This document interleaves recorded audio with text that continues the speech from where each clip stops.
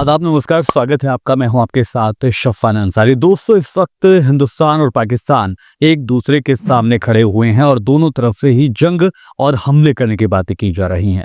22 अप्रैल को जो कुछ पहलगाम में हुआ, जिस तरीके से हमारे देश के लोगों के 28 लोगों की जान आतंकवादियों ने ले ली, और उसके बाद जो प्रधानमंत्री नरेंद्र मोदी के लिए दहशतगर्दों की तरफ से जो मैसेज भेजा गया था, जिसमें कहा गया था कि जाकर मोदी को बता देना, और जिस तरीके से 7 तारीख को हमला हुआ, उसके बाद ये कहा गया कि अब देखिए मोदी ने बता दिया है। इसके बाद पूरे देश में एक जोश दिखा जा रहा है। बॉलीवुड की बात कर लीजिए, वहां पर लोग प्रधानमंत्री नरेंद्र मोदी की तारीफ कर रहे हैं। सेना की तारीफ लगातार जाहिर तौर पर की जानी चाहिए और हो भी रही है। जिस मुस्तैदी के साथ, जिस चालाकी के साथ हिंदुस्तान ने यहाँ पर एक बेहतरीन कदम उठाकर आतंकवाद के मुंह पर तमाचा जड़ा है, जहां पर लश्कर तैयबा कह लीजिए या बाकी जो दहशतगर्दाना तंजीमें हैं, उनके जो अड्डे थे उनको खत्म किया गया है। उससे जाहिर तौर पर इंटरनेशनल लेवल पर एक सख्त पैगाम जो है हिंदुस्तान ने, प्रधानमंत्री नरेंद्र मोदी ने यहाँ पर दिया है, और इसका जश्न भी मनाया जा रहा है। लेकिन अभी हालात और ज्यादा कशीदा हैं। पाकिस्तान के प्रधानमंत्री, पाकिस्तान के रक्षा मंत्री इस बात को बार बार दोहरा रहे हैं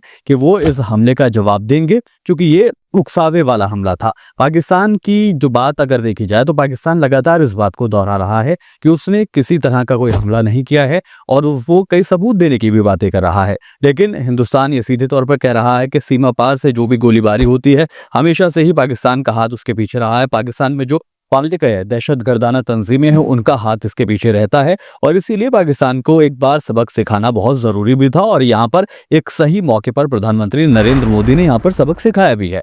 और हमने ये भी देखा, जब कुछ वक्त पहले ही बिहार जब पहुंचे थे प्रधानमंत्री, मधुबनी में उन्होंने इस बात का जिक्र किया था कि इस पहलगाम हमले के आतंकवादियों को इस तरीके का जवाब दिया जाएगा जिसकी कल्पना किसी ने नहीं की होगी। और वाकई इस बात की कल्पना नहीं की गई थी। जो चश्मदीद हैं पाकिस्तान के, जो लोग इस हमले के चश्मदीद हैं, जो पाकिस्तान में एयर स्ट्राइक की गई, उन लोगों का ये साफ तौर पर कहना है कि उन्हें किसी भी बात की भनक तक नहीं थी। वो तो सो रहे थे और अचानक ही यहाँ पर जो है धमाके हुए हैं और एयर स्ट्राइक जो है वो की गई थी, और ऐसे में काफी नुकसान जान माल का पाकिस्तान को हुआ है।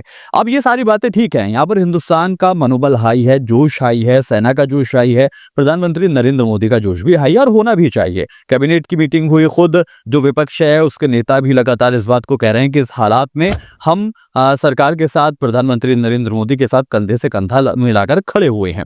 लेकिन जो दोस्तों यहाँ पर एक दिक्कत वाली बात है वो ये है कि जिस वक्त पूरे देश में हालात कशीदा बने हुए हैं, यहाँ पर जंग बिल्कुल किनारे पर खड़ी हुई है, ऐसे में हमें संयम बरतने की जरूरत थी। कल भी पाकिस्तान की तरफ से कुछ गोलीबारियां की गई हैं। पहलगाम में हमारे जवानों के शहीद होने की भी खबर है। इस बात को भी हमें अपनी नजर में रखना होगा, और किसी भी तरह का जश्न मनाने से पहले अभी सब्र के साथ हमें यहाँ पर काम लेना होगा। लेकिन सबसे बड़ी परेशानी की बात, सबसे ज्यादा हैरानी की बात, या फिर शर्म की बात भी यहाँ पर कही जा सकती है कि अब इस मामले पर सियासत भी शुरू हो गई है।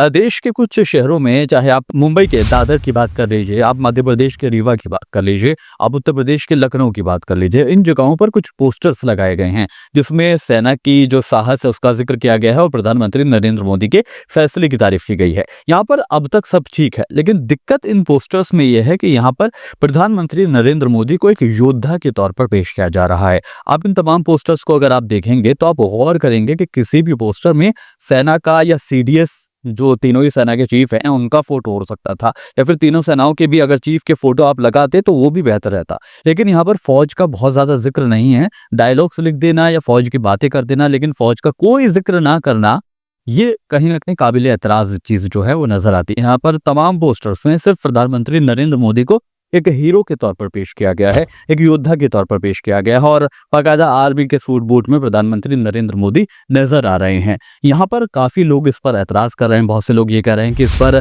जो सियासत है वो शुरू हो गई, और प्रधानमंत्री नरेंद्र मोदी ने अब, या फिर बीजेपी ने इस पर सियासत करना शुरू कर दिया। अब वोटों की राजनीति जो है आने वाले राज्यों में, आने वाले दिनों में जो राज्यों में चुनाव होने हैं उसके लिए अभी से शुरू हो गई, और ये वोट बैंक को जो है साधने की कोशिश जो है बीजेपी की तरफ से की जा रही है। इसीलिए इस तरीके के पोस्टर्स लगाए गए हैं। आप जरा गौर कीजिए, टाइमिंग देखिए इन पोस्टर्स की।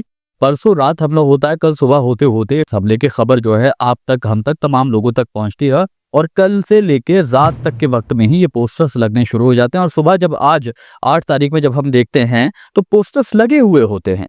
आप देखिए कि कितनी जल्दी से जल्दी इन चीज़ों को भुनाने की कोशिश हो रही है, और इसी को लेकर बहुत सारे लोग जो हैं वो एतराज़ कर रहे हैं। वो ये कह रहे हैं कि भारतीय जनता पार्टी सीधे तौर पर यहाँ पर वोटों की राजनीति कर रही है और इस हमले को ना कि संजीदगी से लेकर बल्कि अभी से ही वोट बैंक में तब्दील करने की कोशिश बीजेपी की तरफ से की जा रही है।